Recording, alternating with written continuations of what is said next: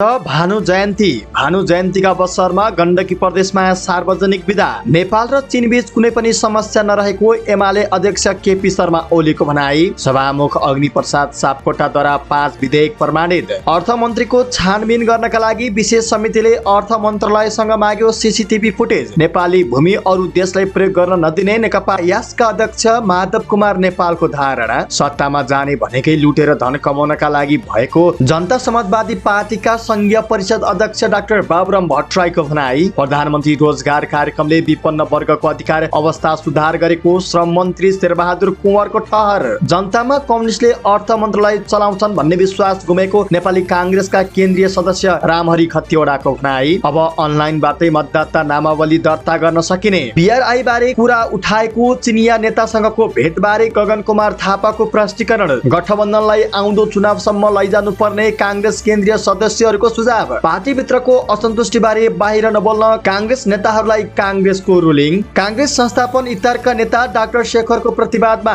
उत्रियो संस्थापन पक्ष। एमाले सांसदले बैठक बहिष्कार गरे पनि सार्वजनिक लेखा समितिको वार्षिक प्रतिवेदन पास। राष्ट्रिय एकता गरेर एसपीपी अस्वीकार गरेकोमा चिनिया नेता लिउले गरे स्वागत। भरतपुरको शिक्षा क्षेत्रमा सोचेको भन्दा बढी विकास भएको भरतपुर महानगरकी मेयर रेणु दाहालको भनाई। कालीकोटमा विद्युत सेवा अनियमित, दैनिक 9 देखि 10 घण्टासम्म बत्ती जाने गरेको गुनासो। पछिल्लो 24 घण्टामा 177 जनामा कोरोना पुष्टि। सक्रिय संक्रमितको संख्या झण्डै 900 जना। 2 दिनसम्म रातम्य भएको शेयर बजार मंगलबार 11.5 अङ्कले बढ्यो। 1 अर्ब 70 करोड रुपियाँको कारोबार। 20 वर्षपछि अमेरिकी डलर र युरोको भाव बराबरी। अमेरिकाले श्रीलङ्काका राष्ट्रपतिको भिसा अनुरोध अस्वीकार गर्यो। नेपाल टी20 लिगलाई आईसीसी को मान्यता र समाचारको अन्त्यमा प्रस्तुत गर्नेछौँ हेल्थ टिप्स अन्तर्गत आज हामी प्रत्यारोपण पछि किन झर्छ कपाल र कहिले पलाउँछ भन्ने विषयमा जानकारी दिनेछौँ। हामीलाई अन्तिमसम्म हेर्नुहोला।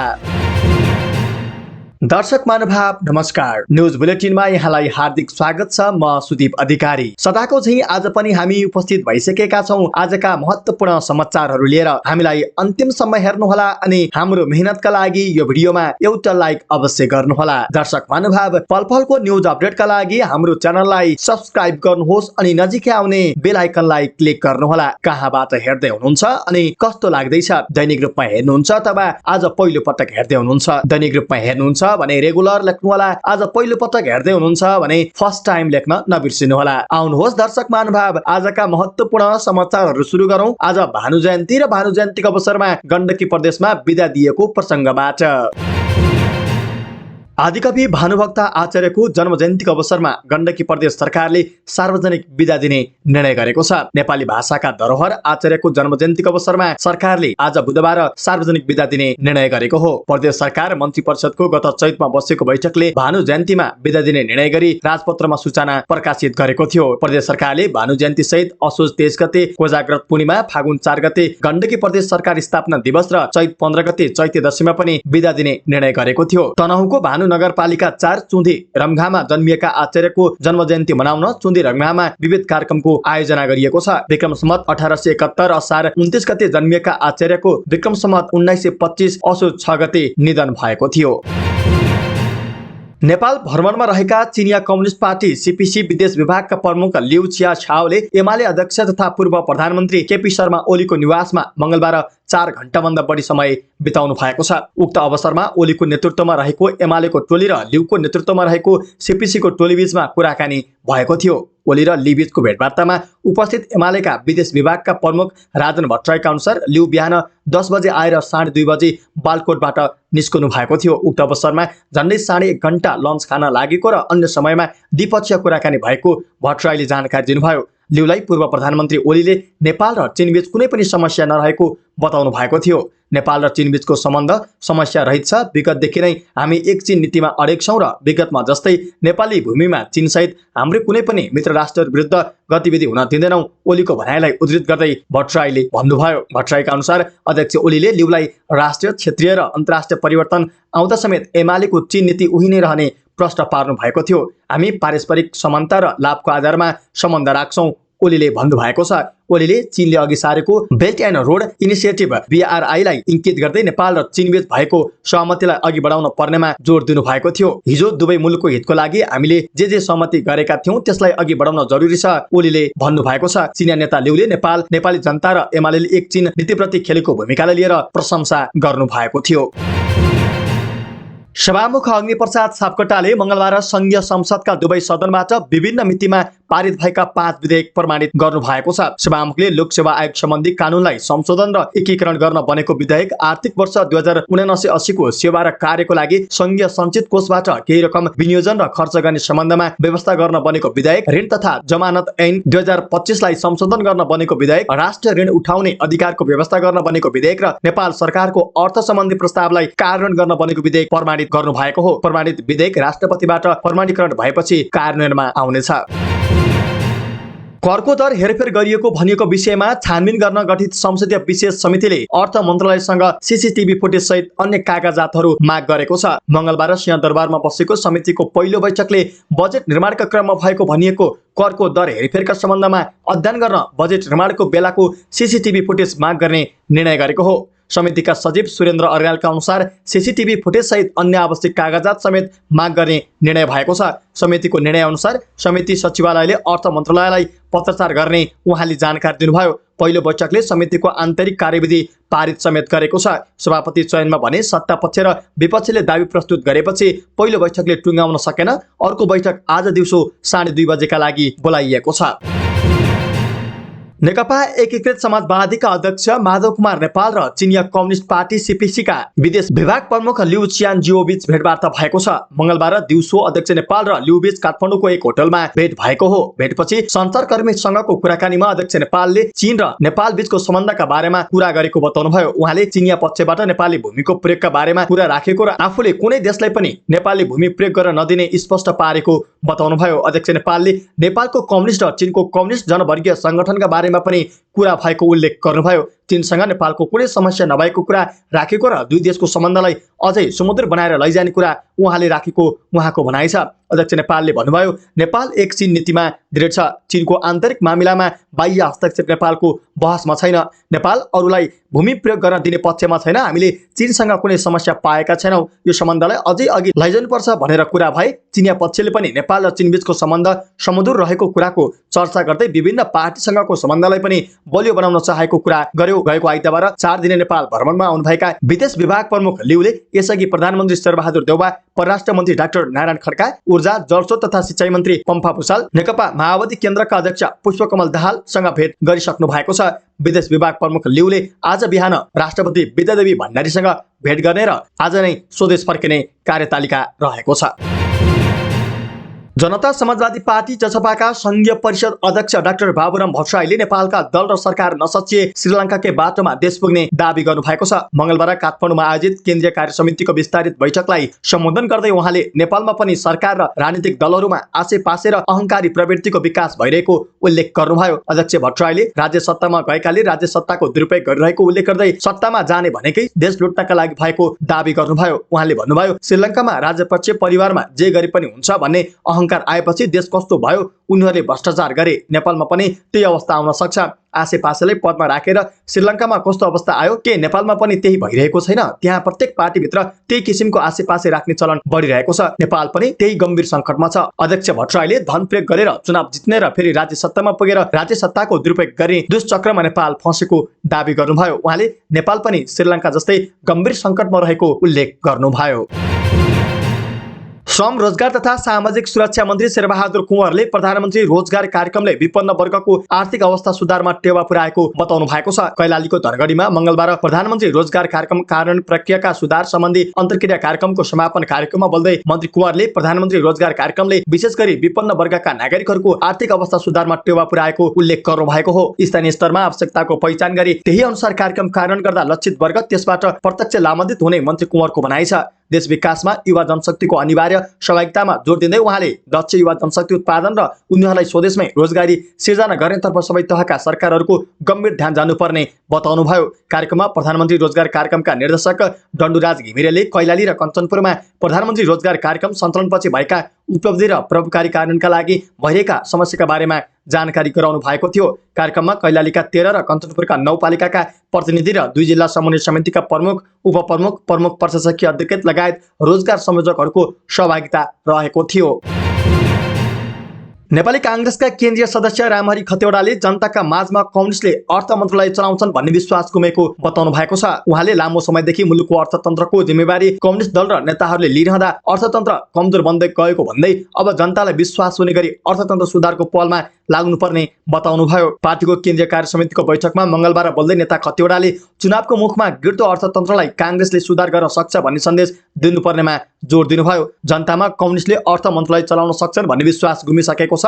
यस्तो अवस्थामा फेरि कम्युनिस्टलाई नै अर्थ मन्त्रालयको जिम्मेवारी दिनु राम्रो हुँदैन। उहाँले भन्नुभयो, सरकारको नेतृत्वमा कांग्रेस छ, चुनावमा क्षति नहुने गरी सरकारले अर्थतन्त्र सुधारको लागि प्रयास गरोस्। उहाँले आगामी निर्वाचनमा गठबन्धन गर्ने भन्ने निर्णय गरेर साउनभित्रै भागबण्डाको टुङ्गो लगाइसक्नुपर्ने उल्लेख गर्नुभयो। गठबन्धन मात्रै गरेर हुँदैन, पार्टीभित्रको आन्तरिक एकताले पनि जोड दिनुपर्छ। उहाँले प्रश्न गर्दै भन्नुभयो, पार्टीले हार्दा गाली गर्ने, जित्दा पनि जस नदिने, आखिर कांग्रेस कहिले खुसी हुने हो? उहाँले पार्टीभित्र काम नगर्ने तर प्रचारबाजी ज्यादा गर्ने प्रवृत्ति हाबी भएको उल्लेख गर्नुभयो। पार्टीका फोरममा कुरा नराख्ने तर मिडियामा गएर गठबन्धन गर्नु राम्रो होइन भन्दै हिँड्ने साथीहरूको प्रवृत्ति देखियो। मिडियामा मात्रै हिरो भएर पार्टी बलियो हुँदैन। उहाँले भन्नुभयो, आन्तरिक एकतालाई बलियो बनाऊ, बाहिर चर्को बोल्ने, भित्र लुसुक्क पर्ने प्रवृत्ति छोडौं।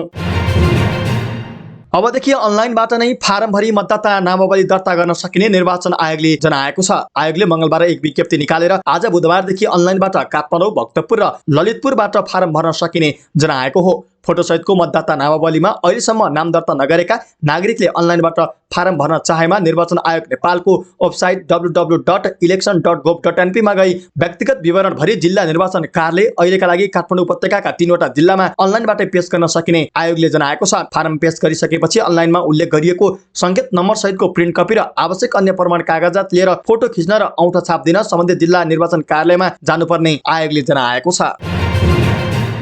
नेपाली कांग्रेसका महामन्त्री गगन थापाले चिनिया कम्युनिस्ट पार्टी सीपीसी विदेश विभाग प्रमुख लिउ जियानचाओसँगको भेटमा बेल्ट एन्ड रोड इनिसिएटिभ BRI-बाट नेपालले लाभ लिने विषयमा कुराकानी भएको उल्लेख गर्नु भएको छ। आइतबार नेपाल भ्रमणमा आउनुभएका चिनिया नेताले प्रधानमन्त्री शेरबहादुर देउवा र कांग्रेस नेताहरूसँग छलफल गर्नु भएको थियो। उक्त भेटबारे विभिन्न अनुमानहरू बाहिरिरहेको भन्दै थापाले भेटमा भएको कुराकानीबारे 7 बुँदा सार्वजनिक गर्नु भएको छ। जसमध्ये 5औं बुँदामा थापाले भन्नुभएको छ, कांग्रेस चीनबाट भविष्यमा अझै प्रभावशाली सहयोगको सदैव अपेक्षा राख्छ। यस सन्दर्भमा चीन सरकारले BRI परियोजनाबाट नेपाललाई लाभ दिनुपर्छ भन्ने ठान्दछ। चीन सरकारसँग नेपालले विगतमा गरेका विभिन्न सहमति तथा सम्झौताको कार्यान्वयनमा ढिलाइ गर्नुहुन्न भन्नेमा नेपाली कांग्रेस प्रष्ट रहेको थापाले बताउनु भएको छ।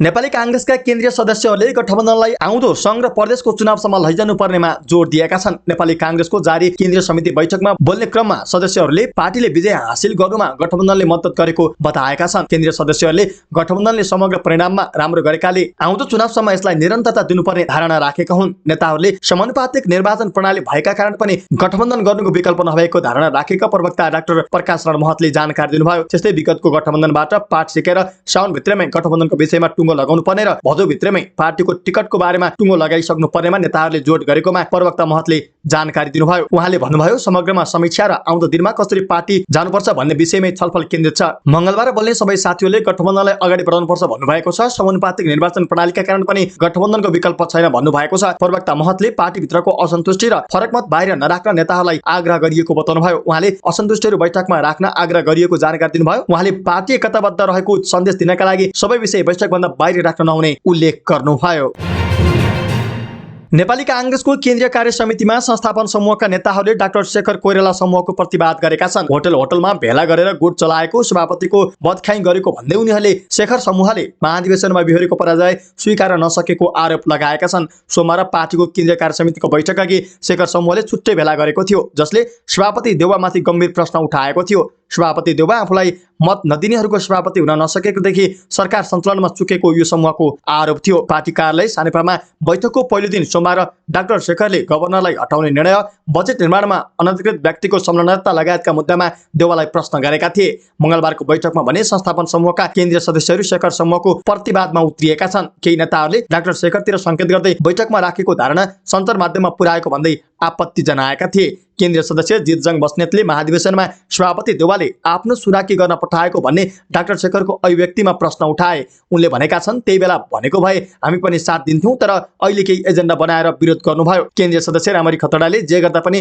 विरोध गर्ने प्रवृत्ति देखिएको बताए। 2049 सालपछि पहिलोपटक कांग्रेस सबभन्दा ठूलो पार्टी बनेकोमा खुसी हुनुको साटो विरोध गरेको भन्दै उनले गठबन्धन नभएको भए हाम्रो प्रधानमन्त्री र गृहमन्त्री हुन्थ्यो, ओली सरकारले चुनाव गराएको भए कति जित्थ्यौं भनेर प्रश्न समेत गरेका थिए। प्रदेश र प्रतिनिधि सभा चुनाव सम्मुखमा रहेका बेला होटलमा बैठक गरेर सभापतिलाई खुइलाउन खोजेको भन्दै उनले एकअर्कालाई बदनाम गरेर पार्टी बलियो हुन्छ भनेर प्रश्न गरेका छन्। खतेवडाले डाक्टर शेखरतर्फ संकेत गर्दै बैठकका विषय बोलिसक्दा नसक्दै सञ्चार माध्यममा पुर्याएको आरोप लगाए। केन्द्रीय सदस्य महेन्द्र लिम्बुले आफूले मात्रै जानेको जस्तो कुरा गर्न नहुने बताए भने वरिष्ठ नेता रामचन्द्र पौडेलले समेत भिन्न मतको पनि सीमा हुने बताएको एक नेताले जानकारी दिए। मंगलबारको बैठकमा संस्थापन समूहका नेताहरू योजनाबद्ध रूपमै सभापतिको बचाउमा उत्रिएको शेखर समूहका एक केन्द्रीय सदस्यले बताएका छन्।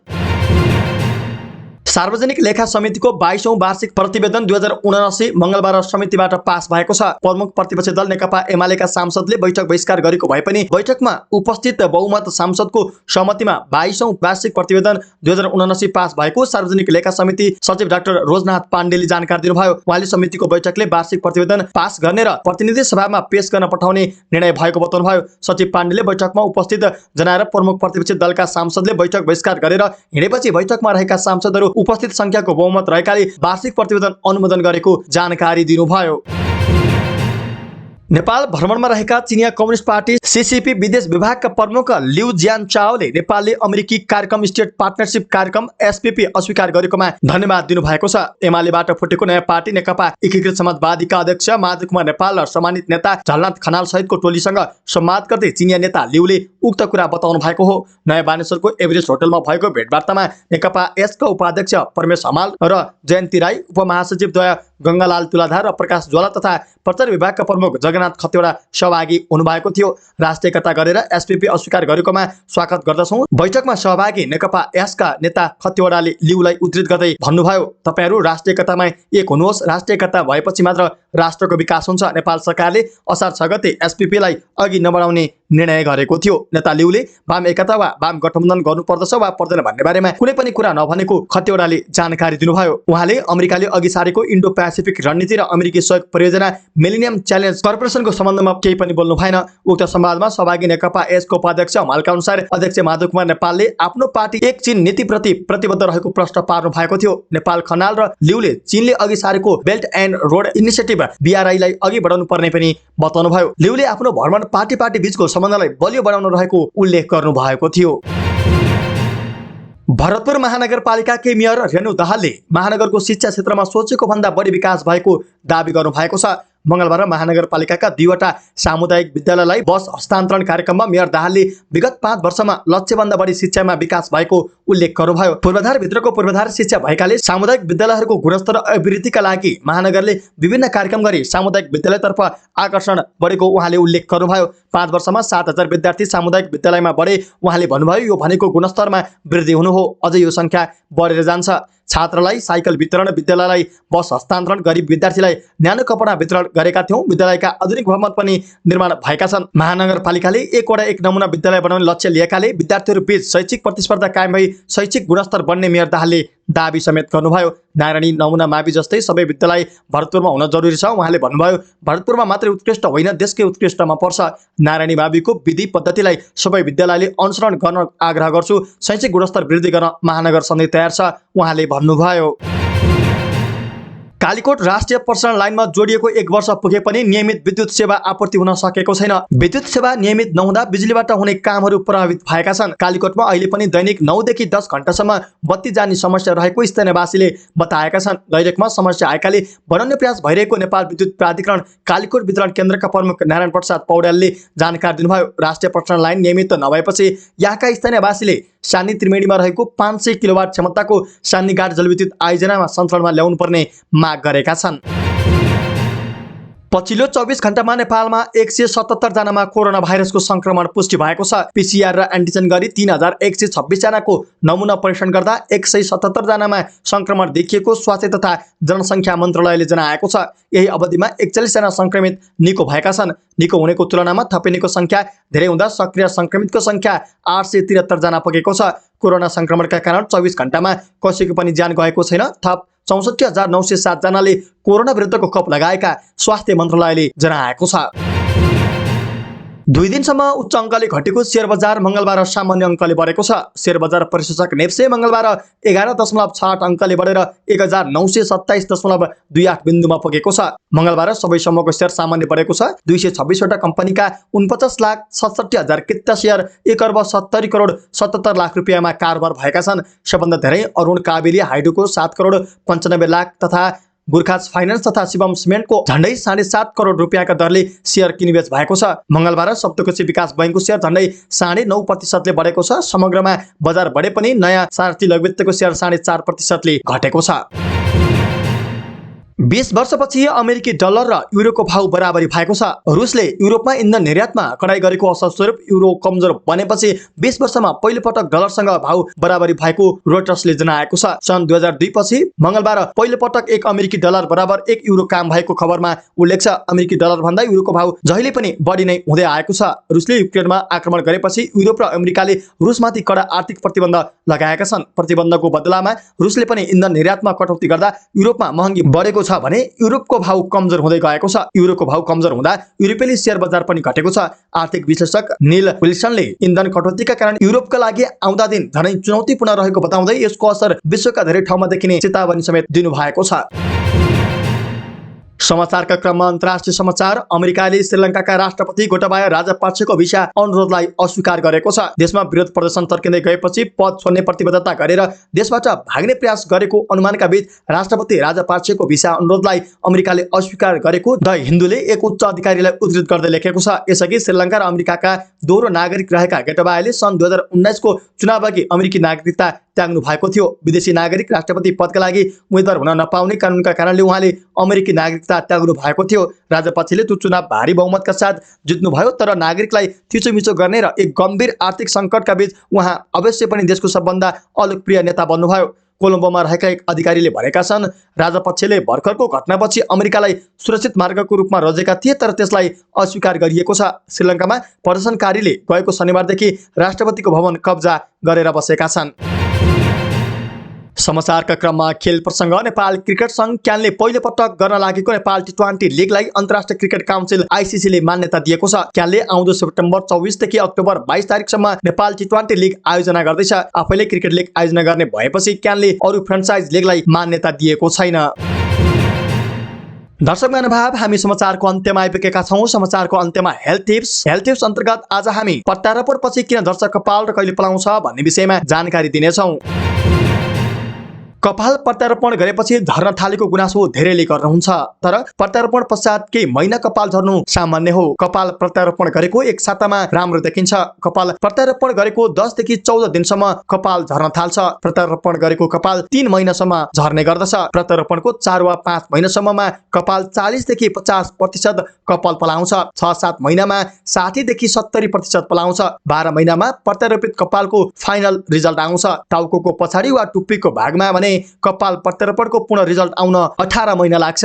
कपाल प्रत्यारोपण गर्दा टाउकोको पछाडिको भागबाट कपाल झिक्छौँ। एउटा ग्राफ्टमा 5 वटासम्म रौँहरू हुन्छन्। कपालको जरा र हाँगालाई टाउकोको अघिल्लो भाग वा कपाल नभएको भागमा प्रत्यारोपण गर्छौँ। कपाल प्रत्यारोपण गर्दा कपाल नभएको ठाउँमा 4 देखि 5 ml को प्वाल बनाएर त्यहाँ प्रत्यारोपण गरिन्छ। त्यो कपाल 48 घण्टापछि सुरक्षित हुन्छ, निस्किँदैन। कपाल प्रत्यारोपणका लागि हामीले टाउकोको पछाडिको भागको कपाल झिक्दा सर्कुलेसन कम्प्रोमाइज हुन्छ, अर्थात् कपालले पाइरहेको पोषक तत्व बन्द हुन्छ। त्यो कपाल निकालेर अगाडिको भागमा प्रत्यारोपण गर्दा तत्काल सर्कुलेसन भइसकेको हुँदैन। कपाल निकाल्ने र प्रत्यारोपण गर्ने समयमा पोषण तत्व बन्द हुँदा कपालमा पोषणमा कमी हुन्छ। कपालको 3वटा फेजहरू हुन्छ, एनाजेन, केटाजेन र टेलोजेन। एनाजेन फेजको समय 3 देखि 5 वर्षको हुन्छ। केटाजेनको फेज 2 देखि 4 हप्तासम्मको हुन्छ भने टेलोजेन फेज 3 देखि 4 महिना लामो हुन्छ। प्रत्यारोपण गरेको कपाल एनाजेन फेजमा हुन्छ, जुन टेलोजेन फेजमा जान्छ। टेलोजेन फेजमा गएको कपालको जरा टाउकोमै हुन्छ, तर हाँगा निस्कन्छ। टेलोजेन फेज 3 देखि 4 महिना हुने भएकाले प्रत्यारोपणको 3 देखि 4 महिनासम्म कपाल पुनः पलाउन थाल्छ। त्यसैले कपाल प्रत्यारोपण पछि झर्ने प्रक्रिया सामान्य प्रक्रिया हो। यसमा आत्तिनुपर्ने कुरा केही छैन। कपाल कम वा बढी झर्दा चिन्ता मान्नु पर्दैन। कपाल प्रत्यारोपण पछि 3 देखि 4 महिना कपाल झर्नु सामान्य हो। यसले पछि कुनै असर गर्दैन। कपाल प्रत्यारोपणमा दुईवटा कुरा महत्त्वपूर्ण छ। एउटा तपाईले प्रत्यारोपण गर्ने टाउकोको पछाडिको भागको कपाल कस्तो छ र अर्को तपाईले सर्जरी कस्तो डाक्टरसँग गराउनु भएको छ त्यसमा भर पर्छ। कपाल प्रत्यारोपणका लागि प्रत्यारोपण गर्ने कपाल राम्रो र प्रत्यारोपण गराउने डाक्टर अनुभवी हुनु आवश्यक छ। हस्त दर्शक महानुभाव, यो स्वास्थ्य सामग्रीसँगै आजका महत्त्वपूर्ण समाचारहरूको समय सकिएको छ। हामीले प्रस्तुत गरेका समाचारहरूप्रति तपाईको धारणा के छ? आफ्नो धारणा तलको कमेन्ट बक्समा कमेन्ट गर्नुहोला। हाम्रो मेहनतका लागि यो भिडियोमा एउटा सानो लाइक अवश्य गर्नुहोला। दर्शक महानुभाव, पलपलको न्युज अपडेटका लागि हाम्रो च्यानललाई सब्स्क्राइब गर्नुहोस् अनि नजिकै आउने बेल आइकनलाई क्लिक गर्नुहोला। पलपलको न्युज अपडेटका साथ फेरि हाम्रो भेट हुनेछ। तपाईँ समाचार पार्टी हेर्दै गर्नुहोस्। नमस्कार।